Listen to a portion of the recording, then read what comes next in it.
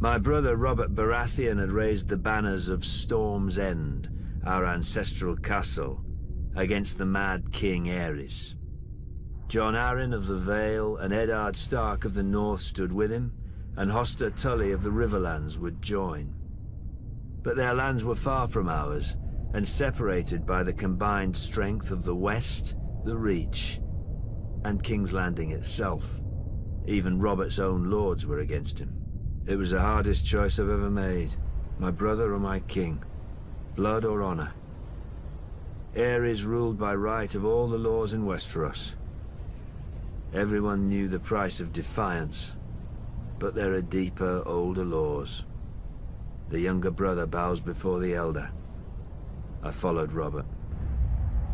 Early in the war, Mace Tyrell's indecisive victory at Ashford cut Robert off from Storm's End. Instead of pursuing Robert and risking his record, Mace Tyrell turned east and laid siege to our home. His vast army and navy encircled us and prevented any resupply by land or sea. If a wagon tried to reach us, it was burnt. If a ship tried to land, it was sunk. We were locked in Storm's End to starve, but Robert commanded me to hold the castle no matter the cost. He could ill afford to lose his ancient seat, which had never fallen. While Robert smashed Rhaegar on the Trident, my men ate the dogs, because the horses had already been devoured. While the Lannisters sacked King's Landing, we ate the rats. If the smuggler Davos had not slipped through the Tyrell blockade with his onions, we'd have eaten our own dead. But I held the castle until Lord Eddard remembered us and marched to lift the siege. The Tyrells didn't even put up a fight. And Robert threw a feast to celebrate Lord Eddard's victory. I was sent to the Royal Island stronghold of Dragonstone to deal with Viserys and Daenerys, the last surviving Targaryen children. Before I arrived, however, they escaped across the narrow sea. Robert was furious. He stripped me of Storm's End and gave it to that prancing fool Renly, my younger brother. I could keep Dragonstone. Now Robert is dead, and a bastard pretender soils my throne while the realm fills with schemers and traitors.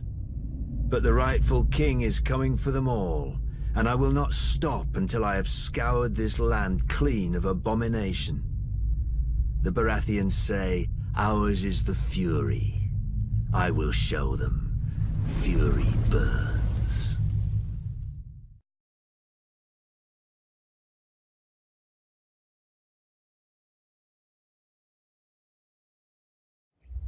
In King's Landing, if you leave the Red Keep and aren't careful, you may find yourself in Flea Bottom.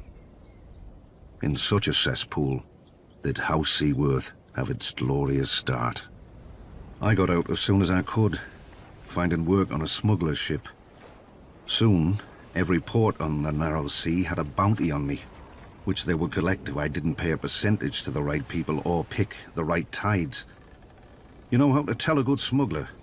When you talk to one, there's a head that talks back. I was very good.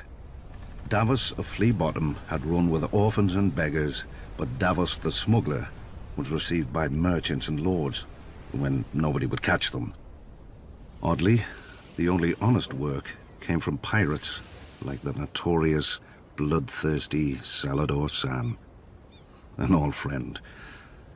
All he ever wanted was someone to buy his cargo quickly before the tide left and sell it without telling where I got it. In time, I saved enough to buy a small plot of land and found a woman who was kind enough to overlook my trade. She gave me a son, Mathos.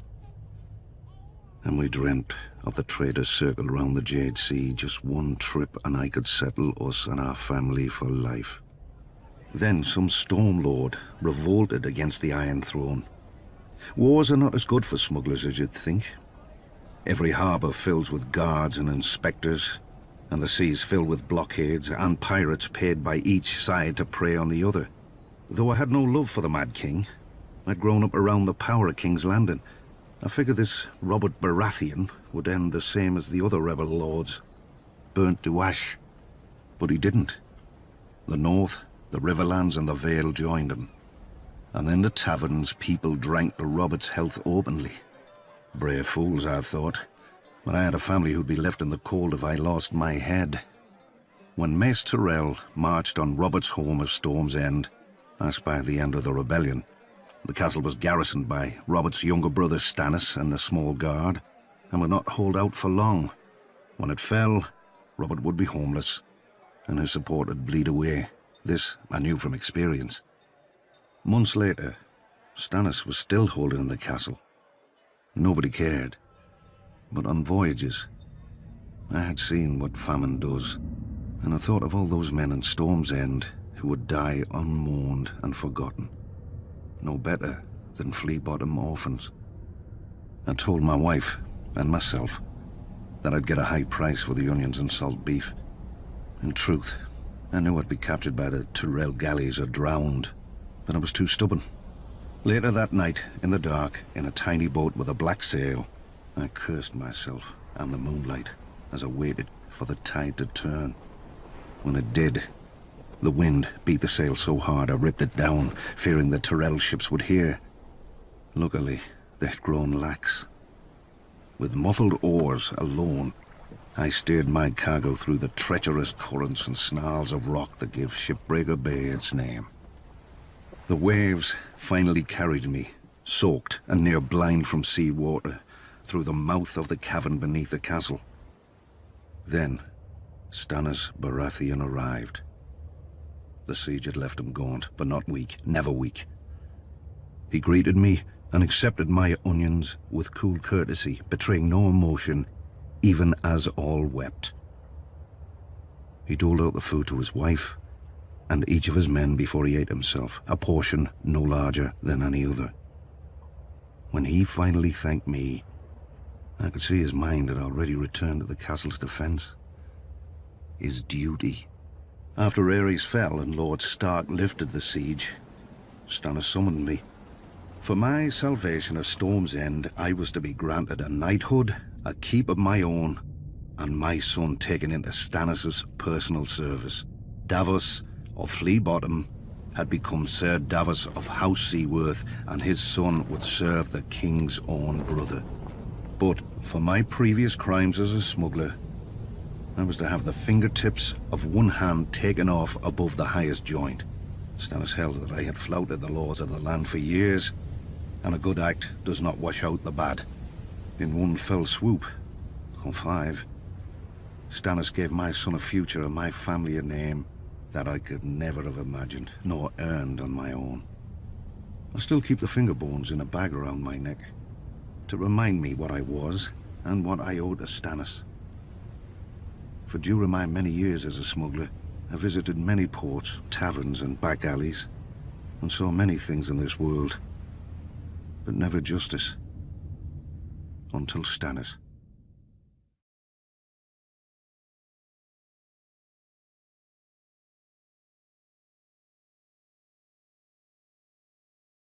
Some great houses call us upstarts. But the truth is that while the Starks and Lannisters fell to the Targaryens in defeat, House Tyrell rose. For thousands of years, our family served as loyal stewards to the kings of the Reach, until the last of their line unwisely burned to death, resisting the Targaryen invaders. To save the Reach from a similar fate, we yielded the castle of Highgarden to Aegon and his sisters. In gratitude, the Targaryens gave House Tyrell dominion over the Reach. And we became lords of the castle in which, for generations, we had served. Under the Targaryen dynasty, Westeros prospered. Gone were the petty wars of 7 kingdoms and the endless thirst for minor glories that drove them. The Westerlands enriched the realm. The North guarded it. And the Reach and Riverlands fed it. This harmony is what Robert Baratheon shattered with his rebellion against Aerys Targaryen. When the call to arms came, though, we did not want to answer. The Reach is a gentle land, and honestly, the Mad King was not much loved. but we owed peace and status to his family. My father, Mace Tyrell, called his banners and marched north to battle the rogue Stormlord Robert, who had already defeated 3 forces in a single day. And, at Ashford, my father won. Some chastened my father for not pursuing Robert after the battle. We had cut him off from the Stormlands, the seat of his power, and he had fled north, within easy grasp of Lord Tywin Lannister, the Hand of Aerys, for 20 years. My father moved instead to lay siege to Robert's ancestral stronghold of Storm's End. The rose would strangle the stag as the lion pounced. So we waited. But the lion slumbered, and Robert slipped past the king's forces to join Ned Stark. We could have lifted the siege and deployed our armies north to aid the crown. We could have stormed the walls of the castle and made Robert homeless. But we had ample supplies, control of land and sea, and most of all, patience. Our siege would succeed, eventually, at little cost of life to us. If Robert prolonged the war with minor victories, our capture of Storm's End would hasten his downfall. And if Robert won the war, well, it would not do for him to find us in his halls with the bodies of his brother Stannis and his sworn men. When the lion finally showed his colors and purged King's Landing, we knew our cause was lost. My father chose the peaceful route and bent the knee to Robert, who heartily pardoned us. Strange, considering how we'd beaten him and starved his brother to the brink of death. We were to keep our lands, castle and title, but we knew that we would never be welcome at court. It didn't matter. The Reach was still the most fertile of the 7 kingdoms, and under our hand. Every flower, even the rose, needs pruning. Then it grows strong.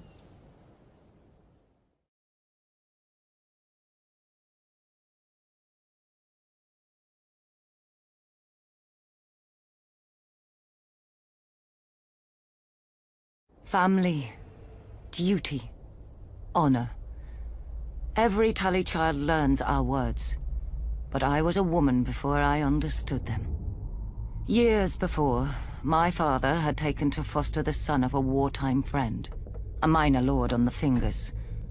The boy had arrived at our castle as Peter Baelish. Due to his home and size, my brother soon named him Littlefinger. When I came of age, Brandon Stark of Winterfell sought and won my hand. To my father, Brandon was heir to the north and a suitable match for a daughter of House Tully. To me, Brandon was wild and terrifying, never far from laughter or trouble. I loved him with all the fire of a first passion, much I came to realize as Peter loved me. When Peter heard of my engagement, he challenged Brandon to a duel. Peter survived only because I begged Brandon not to kill him. I still thought of Peter as family. Now, I wish I had let him die. Only days before my wedding, when I thought to be happy forever, Prince Rhaegar Targaryen abducted Brandon's sister, Lyanna. Hot-blooded as always, Brandon immediately rode for King's Landing to demand justice, which the Mad King Aerys Targaryen gave him, in his own twisted fashion. The day the Raven arrived with the news of my Brandon's death, I locked myself in a room and refused to eat for days, until my father reminded me of my duty. I was to marry Eddard, Brandon's younger brother, a man whom I had never met, though of whom none spoke ill, or spoke anything at all. Our union would cement an alliance of the North, Vale, Stormlands, and Riverlands in rebellion against the Mad King. I was a Tully. I did my duty. We were married quickly, and were spared only one night before he had to return to the field. I spent the war by the windows waiting for a raven to hear if my son would grow up fatherless or at all. We knew the price of defeat. I scoured the kitchens and washing rooms for any and all gossip. Robert had won and crushed the Mad King. Robert had lost, but Jaime Lannister was now king. Robert had almost won, but the Mad King had become a dragon and burned King's Landing to ash. At night, I told myself the war would end soon and bring peace. Either a victory or the grave. I was wrong. Robert won, and my husband avenged his brother and my love. But when he came home to me, he could not meet my eyes. I saw the reason by his side. Many men have bastards, I know. And under the strain of war, any man, no matter how honorable, may forsake his vows for a night of warmth that he may never know again. But Ned Stark was not built like other men. His northern honor would not let him sequester his shame in some distant holdfast. He brought this boy, this Jon Snow, home to raise with his true-born children. My children. Yet even these bitter memories are sweet now. They are all I have left of my Ned. Our family is broken and scattered, and our son must wage a war for the pieces. We need to go home. The Starks are of the north, and, like the snows of winter when they come south, they melt away.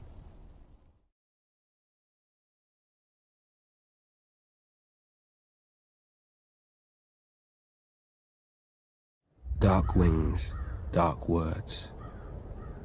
I was only a boy when the Raven came to call my father, Lord Eddard Stark, to another war. Balon Greyjoy had raised the Iron Islands in revolt and burned the Lannister fleet at anchor. King Robert Baratheon again needed his old friend. My mother Catelyn was not happy to lose her lord husband to Robert again.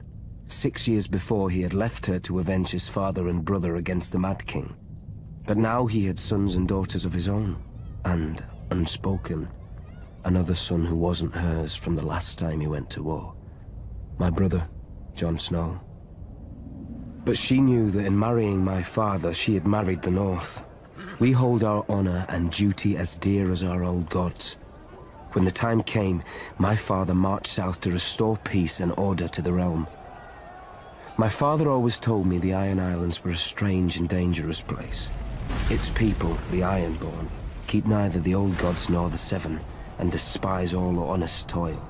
Their ancestors ravaged the western shores, raping and slaving and putting it to the torch, and their songs still ring through the halls of the Ironborn, while everywhere else they're whispered to wayward children at bedtime. Perhaps Lord Balon thought Westeros had not healed from the war against the Mad King, and was as fragmented and suspicious as the ancient kingdoms his forebears had terrorized. Robert's navy corrected him at Fair Isle when they smashed the Proud Iron Fleet. Robert and my father corrected him at Pike, his own castle, when they pulled down his towers and breached his walls. My father never liked to speak of his battles, but from other men I learned what transpired. Thoros of Myr was first through the breach with his flaming sword. Not far behind him was Jorah Mormont of Bear Island, my father's bannerman who earned the knighthood he would later shame, and lords from every corner of the Seven Kingdoms. All day, through every passage in the castle, they fought side by side, my father with our ancestral sword Ice, and King Robert with his warhammer against a horde of axe-wielding Ironborn. In the end, Lord Balon bent the knee. King Robert generously allowed Lord Balon to retain his title and castle. The price of peace was custom. The only son of Balon's to survive his foolish rebellion would be taken as a hostage against future treasons. My father even volunteered to foster the boy himself, I suspect, to make Theon Greyjoy a different man than his father, who would bring honor and duty to the Iron Islands when he returned as heir. So my mother's silent fear came true, and my father returned with another child. Theon ate with us, played with us, and fought with us.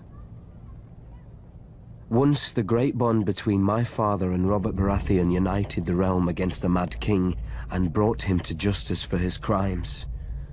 Now, another monster sits on the Iron Throne, and another debt of blood is owed my family.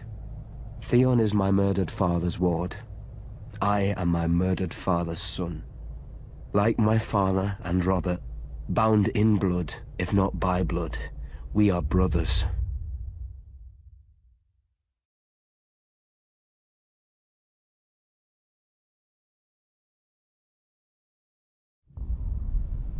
When Aegon and his dragons burned Harren the Black and all his sons at Harrenhal, the days when men feared the sight of our longships were over. Aegon would not permit marauders and raiders in his 7 kingdoms. With Harren died our empire and the old way that forged it. But what is dead may never die.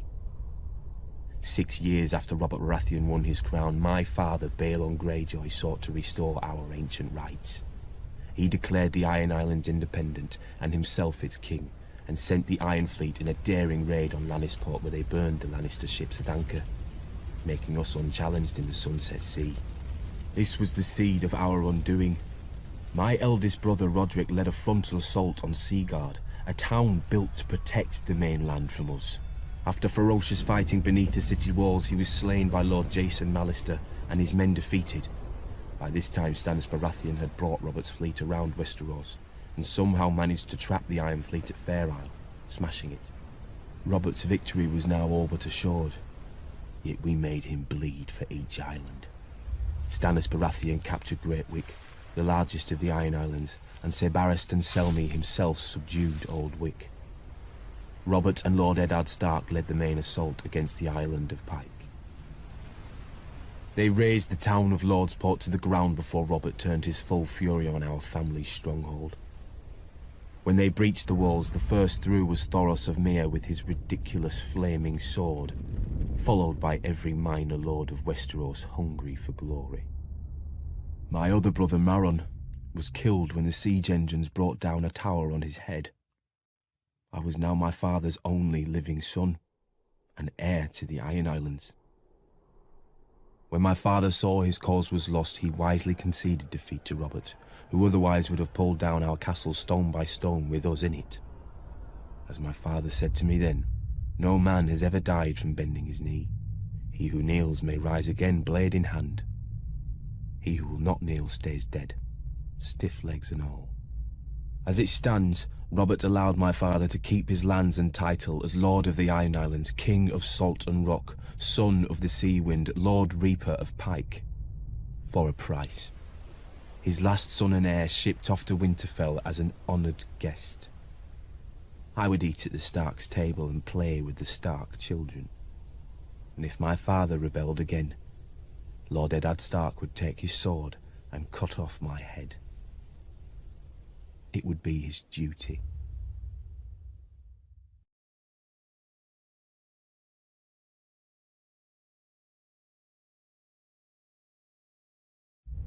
Though Robert had risked all our lives to win it, the Iron Throne bored him. He cared little for justice, and less for rule. If it weren't women or wineskin, he had no use for it. Without the stalwart Jon Arryn as Hand of the King, the challenge to Robert's crown would have come much earlier than it did. The Iron Islands have never lacked for treachery. They respect only strength, and honor is as foreign to them as the Seven. After 6 years, their ruler, Lord Balon Greyjoy, wagered that King Robert had not won the support of the great houses of Westeros, many of whom still named him usurper. Lord Balon declared the Iron Islands independent, and sent his Iron Fleet to Lannisport. Lord Tywin Lannister was careless, and the Ironborn caught and burnt his ships at anchor. Lord Balon and his reavers controlled the Sunset Sea. Robert then ordered me to succeed where his father-in-law, Lord Tywin, had failed. Beneath Robert's fury, I sensed relief. War he could understand. He would smash Lord Balon as he had Rhaegar. I raised Robert's fleet and sailed around Westeros to the Iron Islands. I set a trap for the Iron Fleet off Fair Isle. As sailors and warriors, the Ironborn are unparalleled. But they're not soldiers. They have no discipline, no strategy, no unity. In a battle, each man fights only for his own glory, and their longships are built for lightning strikes and shore raids. When the captains rushed in, I smashed their longships with our larger war galleys. The strength of the Ironborn is in their ships. With the Iron Fleet broken, I had assured Robert's victory. He could now transport troops and siege weapons to invade the Iron Islands. And contrary to Balon's hopes, Robert had plenty of both. I've never seen such allegiance as Robert could inspire in war. Enemies who tried to kill him one day would be drinking with him the next under their own fallen banners. In rebelling against the Iron Throne, Lord Balon did more than Robert ever could to cement his rule. When Robert came to the Iron Islands, he brought with him the full power of Westeros. Sir Barristan Selmy of the King's Guard led the assault on Old Wick, while I subdued Great Wick, the largest of the Iron Islands. But Robert saved the seat of House Greyjoy, Pike, for himself and Lord Eddard. Robert would later boast of the battle's bloodiness and how he could have torn down the island into the waves if Lord Balon hadn't bent the knee. But if I'd have led the assault, Balon's neck would have bent, under his sword. Because I do not forget, I do not pardon. His time will come. All their times will come.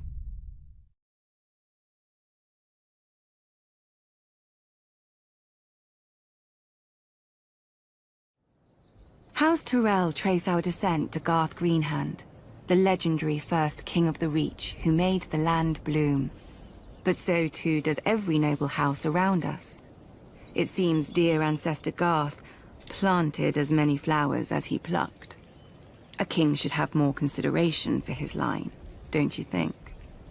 For over 1,000 years, the Greenhand sons and grandsons ruled the Reach as House Gardener. The offshoots of his daughters grew into vast and powerful houses in their own right, except for House Tyrell.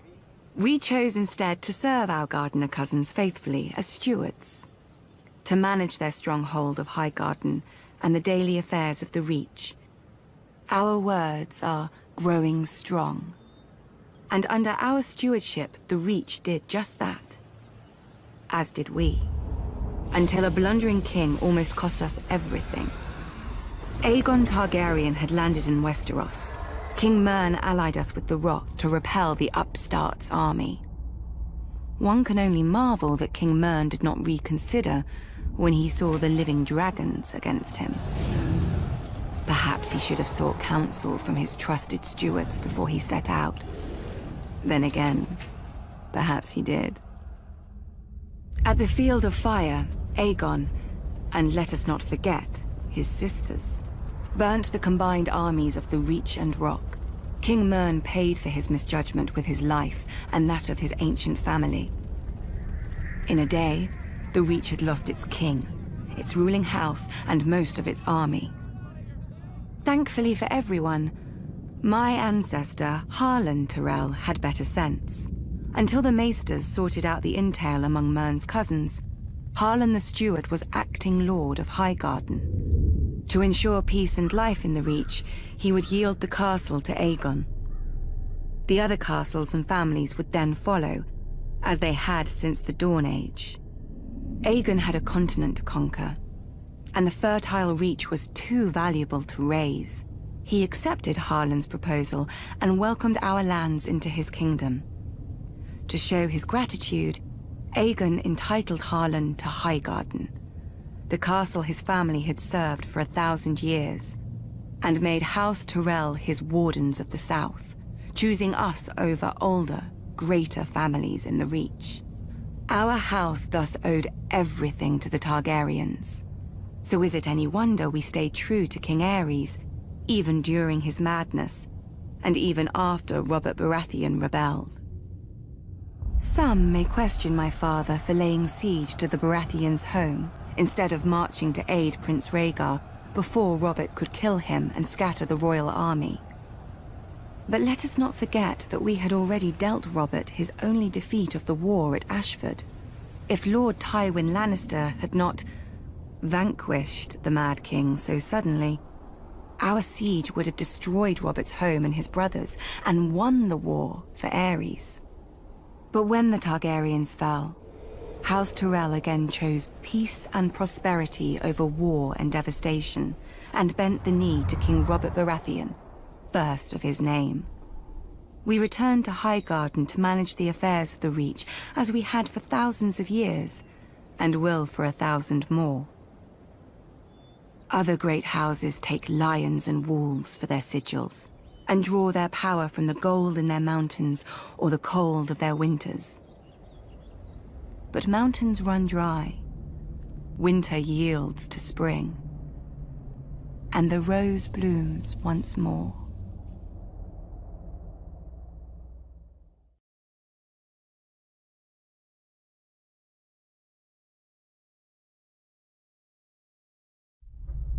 Where the north has its honor and the south its chivalry, the Iron Islands has its strength.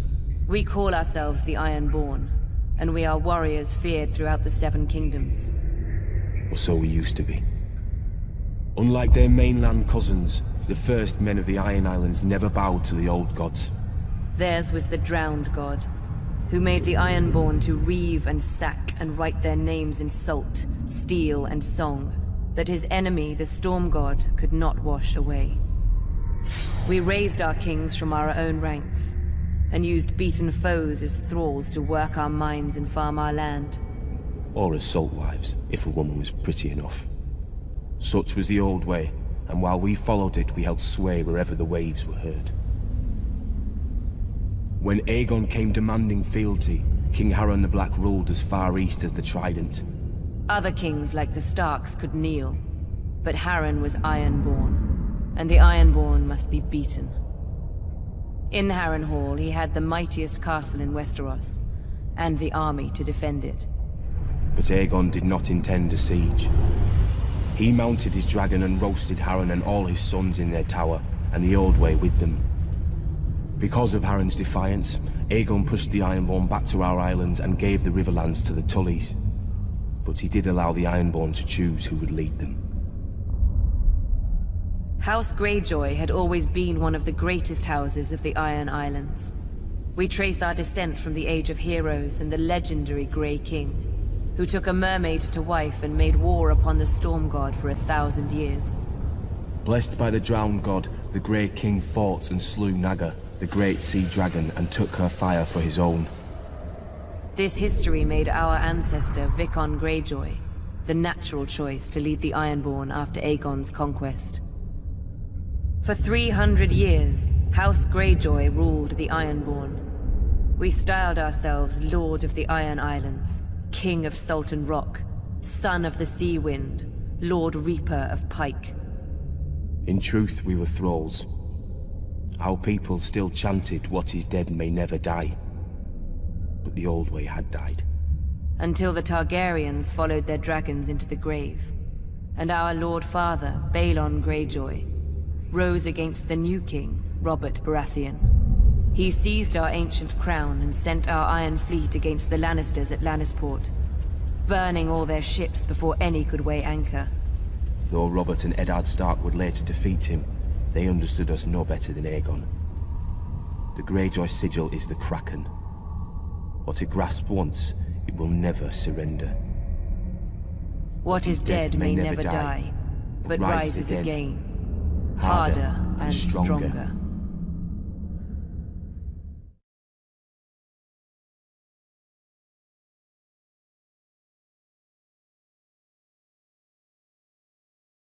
Honor, glory, lies to make idiot boys want knighthood, and idiot girls spread their legs for it.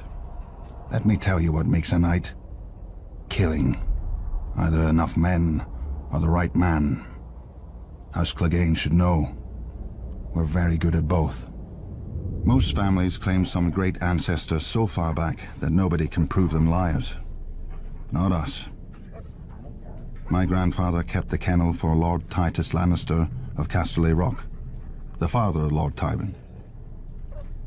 Lord Titus was a weak man who didn't know it. One day while hunting, he stumbled on a lioness. Instead of embracing the man who wore her on his banners, she tried to tear out his throat. Lucky my grandfather came up with the dogs and drove the big cat away. As a reward, the Cleganes got lands and a keep and a son to squire for the Lannisters. We took the 3 hounds who died for them as our new sigil. When Tywin Lannister became Lord of Casterly Rock, he wanted more from his former kennel master than fealty. He bet that training hounds to kill isn't far from training boys to kill. In just 2 generations, my brother Gregor and I proved him right. I gutted my first man at 12. Years after, servants started disappearing in our keep, and even a sister I don't remember. But nobody could prove anything against Gregor, or dared if they caught him at it. For my father wanted a knight in our family, and thought he'd found one in Gregor, who at 13 towered over enough men that they called him the Mountain. Sure, Gregor looks quite the champion from a distance, but a mountain can't cleave a man in half with one blow, and won't break a wench's face if she talks. Through Lord Tywin's influence, Prince Rhaegar Targaryen kindly anointed my brother personally. A great honor for our family, everyone said. 1 year later, Sir Gregor chivalrously sacked the prince's city, brained the prince's baby, and raped and murdered the prince's wife, winning our family yet more honor from the new king and queen. Soon after, my father died. They say in a hunting accident. The same day that Gregor became lord of the Clegane lands, gold and anything under his roof, I left our home to take service at Casterly Rock. Lord Tywin is not like his father. Neither is King Joffrey, or the likes of me would never be on the King's Guard, with all those true knights. Between them, a man who serves the Lannisters will never lack for killing. I'll guard this king, such as he is. Gregor will kill the other ones, such as he does. When we're done, we'll see how many people still believe in songs and fairy tales.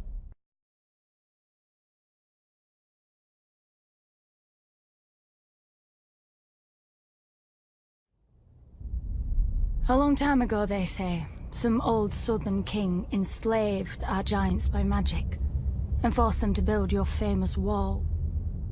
Then he kicked all of my kind to the other side and raised an army to keep us there. And we're the uncivilized ones. Wildlings. Might be Sir King was wise. Even a giant can be made to kneel, but only if he wants a better crack at your head. The free folk don't follow a man because his father tells us. If the king's son was brave and strong, aye, we'd follow him as we did his father. If he wasn't... But it seems to me, as much as the wall keeps us out, it keeps you southerners in. You follow laws you didn't make. Kneel to kings you didn't choose, and pray to gods you never hear from. Traders talk about your 7. Beyond the wall, the stars shine bright and clear.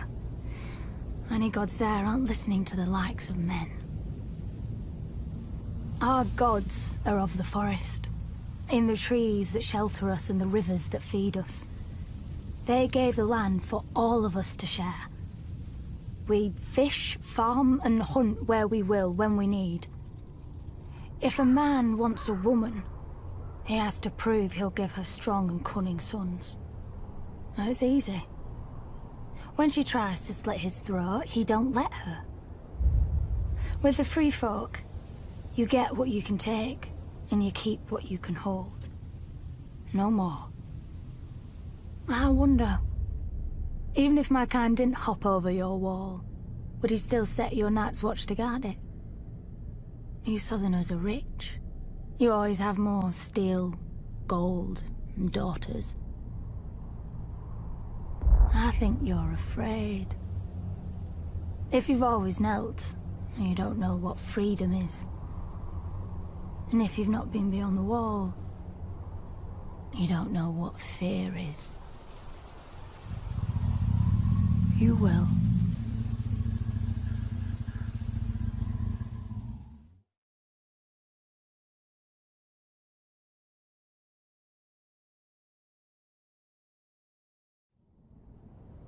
Swords in the darkness. Aye. The Black Brothers of the Night's Watch are that, at least. As too many of the free folk know. You Southerners are strange. A man murders, and you train him to kill better. A man thieves or rapes, and you send him where it's dark and private. Well, at least you make him promise to be good. Well, then you make him regret even that. From the time he's woken to the time he's allowed to sleep, he walks the frozen wall, carries frozen stones or boils frozen food. When he lies down at night, he can't have nobody to warm his frozen bed. Well, not unless the crows like to nest together. Do you think he remembers the stories they told him then? About when the White Walkers woke in the land of always winter, and how the wall and the Night's Watch were raised to stop them the next time. Never mind trapping us on the other side. We free folk have our stories too. About how one of your king crows found something cold in the woods, with bright blue eyes. How he brought her home through your wall and declared himself Night's King. 13 years he and his queen ruled over his brothers, making sacrifices as black as their cloaks. Lucky for you Southerners, the free folk rallied to a king beyond the wall, as we will when need be, and marched on the ancient castle he'd taken for his own, the Night Fort. With the help of the Starks, we killed the demon and cleansed your precious watch. And then they thanked us, and kicked us back across the wall. As you always have. Gendel, Raymond Redbeard, the Horned Lord, each chosen as a king beyond the wall, each promising victory. And all falling to the Night's Watch and the Starks. But this time is different. Our new king knows your tricks. You called him a brother crow once, but you never forgot his wings. We know how you think. We know where you're weak. Watch for us from your wall, if you like. With the cold, you won't even feel the blade slip into your back.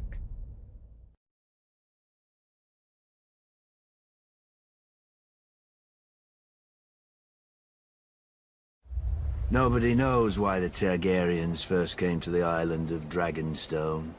Old Valyria was then at the height of its power and the center of the civilized world, which ended at the Narrow Sea. Westeros was a filthy backwater with 7 kings squabbling over borders and minor glories. So much for progress. The island itself was and is nothing. It had no gold or gems to lure Valyrian nobility. All it has is rock. Mostly a shiny black stone, too brittle for war and too sharp for building. The Targaryens called it dragon glass. I call it useless. But the Targaryens managed to raise a castle here. Simpletons claim they used ancient Valyrian sorcery, forgetting that the Targaryens brought a small army with them from Essos. There's no magic in strong backs, though admittedly the castle is unlike any in Westeros. Foreign and strange. If the Targaryens ever regretted their barren outpost and longed for the comforts of home, the doom made their folly permanent. Valyria collapsed into the waves and was no more.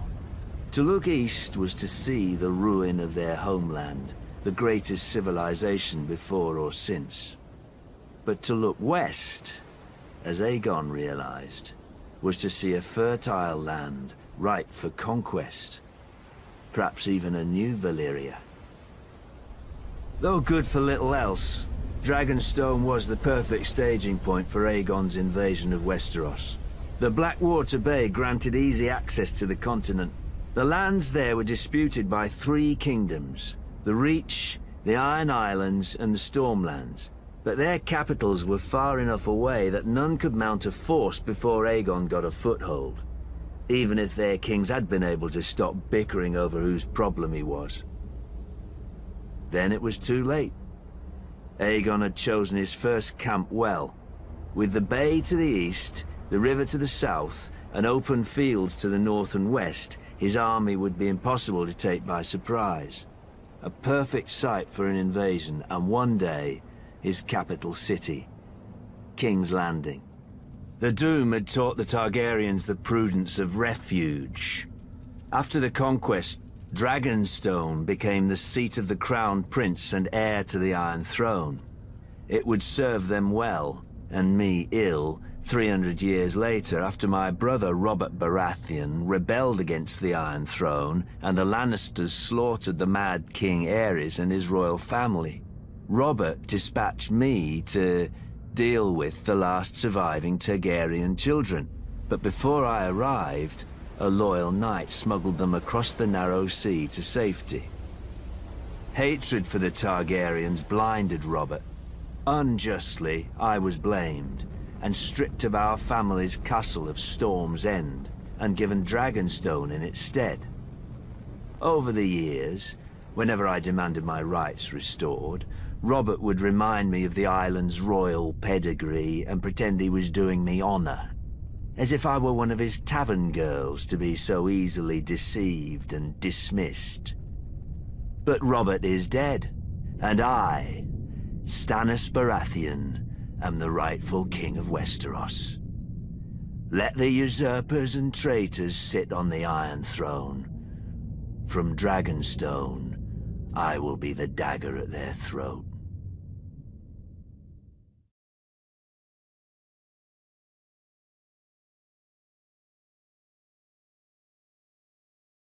On the shores of the God's Eye, due north of the Isle of Faces, rises a monument to arrogance and cruelty. Harrenhal. For a people who prided themselves on their ships, the Iron Men of old seized any chance to leave them, and carved out a vast kingdom from the peaceful river lords. The empire reached its zenith under King Harrenhal, called the Black by those he terrorized, and by his own men, though they meant it proudly. King Harren enslaved the Riverlands to raise the mightiest fortress Westeros had ever seen. A castle that could garrison 1 million men, with walls so vast that winters would come and go, and besieging armies grow old and grey before the castle fell. 5 towers he ordered, reaching into the heavens like grasping fingers. A monstrosity which he forced our people to build for their own subjugation.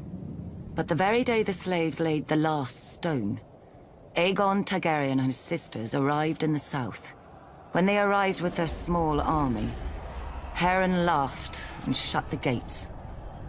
Harrenhal would have its first test, and an easy one at that. It failed. Harrenhal could have withstood an assault from all the armies in Westeros combined. But Harren learned that the tallest and thickest walls meant little to dragons, for dragons fly. With Harren and his sons dead, Harrenhal quickly surrendered to Aegon. House Tully then raised the River Lords in rebellion against the Iron Islands, and with Aegon we flushed the Iron Men to the sea.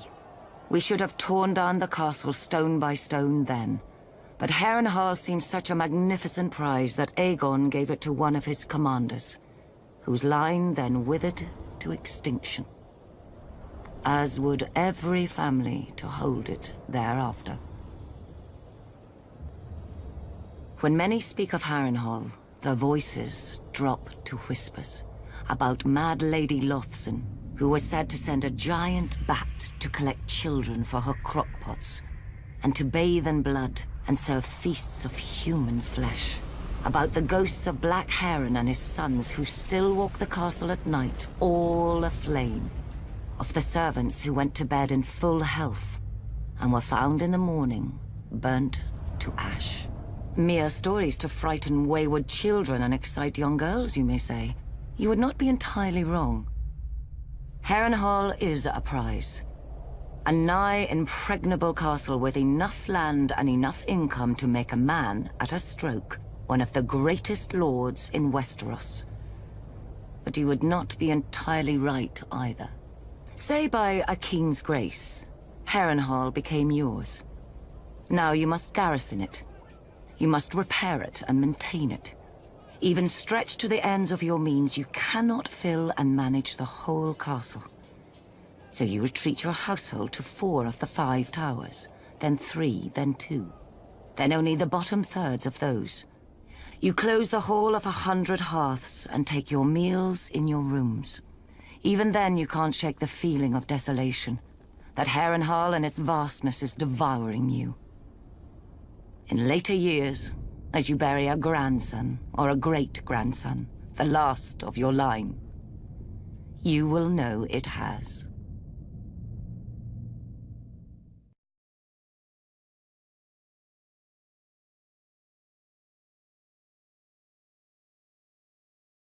At its height, the Valyrian freehold ruled over half the known world. Not bad for former shepherds, but the doom fell on them and sank their capital into the sea. Now Volantis is the ember of old Valyria, ensuring its flame does not go out from this world, as any Volantine will tell you. Pentoshi say the same about Pentos, Lycians about Lys, and so on. But after enough time in the 9 free cities, it's hard to see them as anything but ashes of glory. Volantis is the oldest, the first colony of Valyria. After the Doom, the Volantines tried to rebuild the empire under their rule.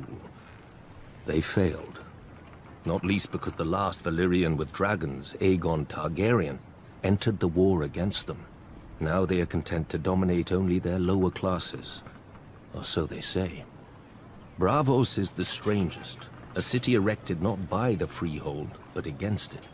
A labyrinth of illusion and deceit to hide the refugees from Valyria's slave lords. After the Doom, the city emerged from the shadows to become one of the greatest banking centers in the world. A man can get anything in Braavos, for a price. Especially death. Your own if you offend one of the swaggering swordsmen that pollute the city. Or, if you're very rich, or very desperate, anyone else's.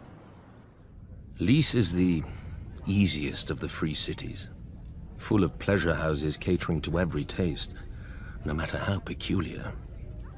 Many men lose themselves in Lys and are never found, at least alive. When a man runs out of coin, the Lycians may grant him their other speciality on the house: poison. Pentos is the most ruthless. The Magisters make a great show of choosing the Prince of Pentos from the great families and granting him the powers of trade, justice, and war, as long as he checks with them first. On the new year, to bring good fortune to Pentos, this prince must deflower the Maid of the Field and the Maid of the Seas. I confess I don't know how each is chosen, or what becomes of them after serving their purpose. But if a crop should fail or a war be lost, the Magisters will slit the prince's throat and choose another. The other free cities are known for what they make. Mia has its lenses and finery, Norvos its axes, Quohor its smiths who can reforge Valyrian steel, Tyrosh its colors. I'm sure Lorath had something to the world, but I can't think of it. Frankly, the 9 of them are more alike than they would care to admit. They hire the same soldiers to fight the same wars for the same rulers, the rich, be they called Magisters, Archons, or what have you. When a Dothraki Khalasar approaches, they gift the same tribute to avoid the same sacking. For thousands of years, the disgraced of Westeros have drained east to pool in the free cities, where a man of honor counts for less than nothing, unless it raises his price. Better men than I have learned that what a man sells for gold, he can never buy back. He must earn it. By fire and blood.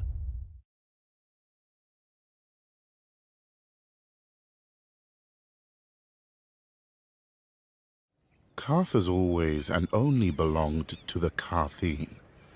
We were never part of Valeria's empire, nor have we ever fallen to a Dothraki horde. Our walls and the red waste outside them guard us from such annoyance. Many call the approach to our city the Garden of Bones. It needs little tending to grow. Our city, however, would be quite a prize for any empire. Carth straddles two worlds, a greedy and curious west, and a rich and mysterious east. The marvels of Yeti and Ashai pass through our markets, and share berths with the riches of the free cities and Westeros. Our ports have fulfilled many a trader's dreams, almost as many as they have broken. We call Carth the greatest city that ever was or will be. An easy claim to make if one knows only the docks and customs houses of other cities. An easy lie to swallow if a people see only the gold and jewels of their rulers, which we, the 13 who govern the city, are careful to ensure. The proud Carthine shook off the yoke of unjust kings long ago, so they are told at festivals by the pureborn, the king's direct descendants who have controlled the 13 ever since. Only now, instead of scepters, they use ships. A merchant only remains on the 13 until the others are no longer afraid to deny him, or too afraid to deny his replacement. Except for the warlocks, they alone hold a hereditary seat, a relic from when they had powers, or at least from when the world was younger and more easily duped. Over the years, we have developed an understanding with them. They shall always be welcome on our councils and at affairs of state, provided they never come. Rare is the civic problem that can be solved by cryptic nonsense and shade of the evening. Thankfully, they need little encouragement to confine themselves to their House of the Undying. Yet perhaps we Carthine are too confined ourselves. We feel safe behind our walls and our laws, which no visitor can hope to follow, and by which any citizen who vouches for a guest always pays with his life. But like a ship in the summer seas, a city grows becalmed without fresh wind. The greatest city that ever was or will be? An epitaph. I would prefer the greatest city that is.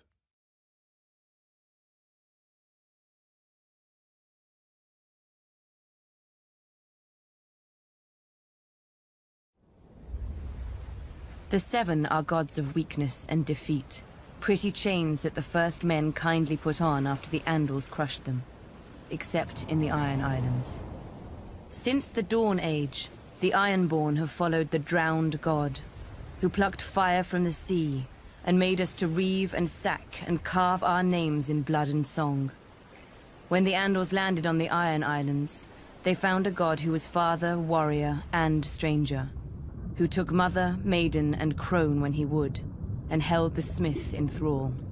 His priests are the drowned men, who are clothed and armed by the sea itself. They consecrate us to the drowned god through our most sacred rite, the drowning, and ask the god to raise us from the sea as he was, harder and stronger. The Ironborn do not fear the bloodiest battles or the roughest waves, for the drowned god taught us long ago that what is dead may never die. When an Ironborn falls, we say the drowned god needed a strong oarsman and took him below to feast in the god's watery halls, attended by mermaids. But even in death, an Ironborn is a warrior. We fight against the storm god, who holds a castle in the clouds, and sends the winds to lure the Ironborn off course or wreck our ships. It's said my legendary ancestor, the Grey King, waged war upon the storm god for 1,000 years. With the drowned god's help, he slew the great sea dragon Naga and used her bones for his haul. After his death, the storm god tried to wash away any memory of this terrible foe. but his songs fill our halls to this day. It was the storm god who first blew the Andals to the Iron Islands, to subdue us and turn us from our faith. True, they conquered and killed our king, but in time they forsook their septs for the shore, and their fat septons for the drowned men. The Andals came to us as conquerors. In the end, they drowned. The Ironborn are of the sea, as our god made us, and given to it as our god taught us. We do not fear the storm god's winds or his waves, but you should, for they bring us to you.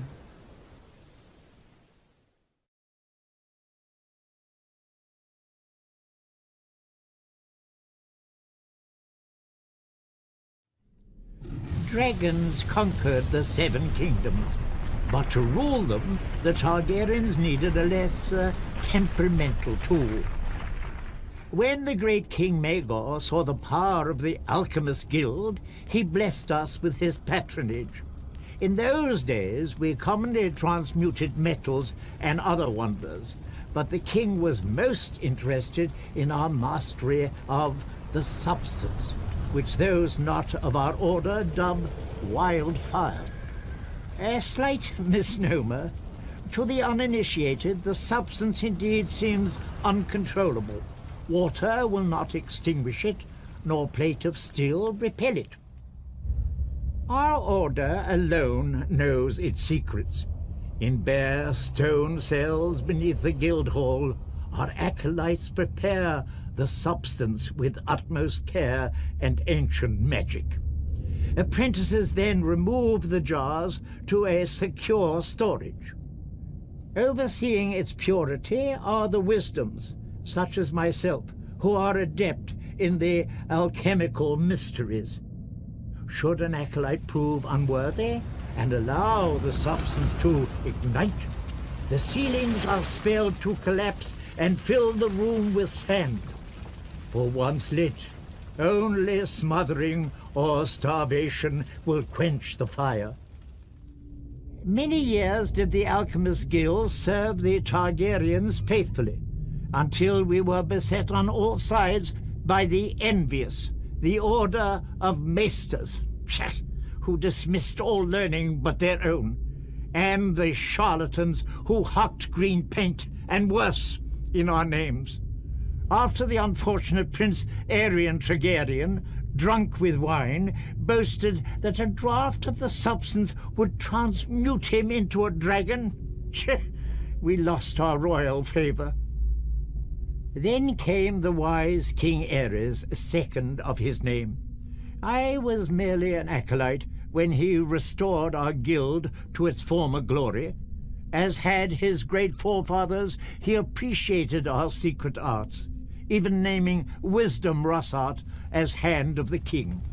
Together they punished his enemies as befits a true Targaryen. During the War of the Usurper, I heard whispers that King Aerys had engaged our greatest wisdoms for an ultimate weapon against his foe. But sadly, King's Landing must have fallen before it could be used, and many of our wisdoms disappeared in the sack of the city, victims of ignorance and envy, as ever, I'd wager. Yet our order perseveres. Like the substance, which grows ever more potent as it ages, we perfect our ancient arts in darkness, forgotten by the world. We are masters of the fire, but we live only to serve. All we need is the right spark.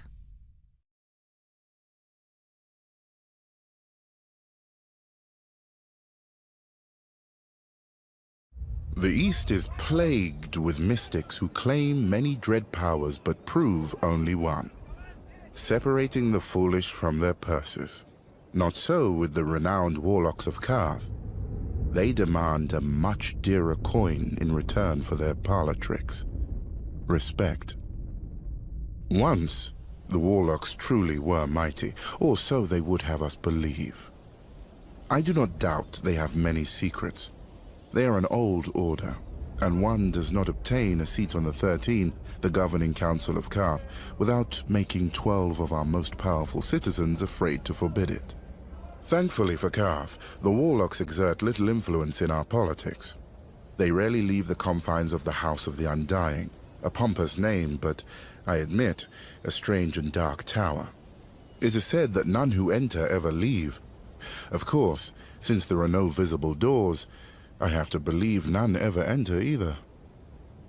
We can only imagine what the warlocks do inside. I wager we do not have to imagine much. They read dusty scrolls detailing their lost glory. They sip shade of the evening, a foul concoction brewed from the nearby trees, until their lips turn blue, the better to frighten children and the ignorant. Stewing in their fantasies like an old soldier who drinks alone so no one may challenge their prowess. Whatever the warlocks may wish, their magic, like all magic, is dead in the world, if it ever existed. Though, one does hear strange whispers of late. Glass candles that have been cold for 100 years, now burning. Ghost grass, found far from the lands of the shadow. A Khalasar led by a woman with 3 heads. Traders' nonsense, most likely. But should the warlock's vaunted magic ever return, that would be a dangerous day for Karth. I shall need to keep my eyes on them. Indeed.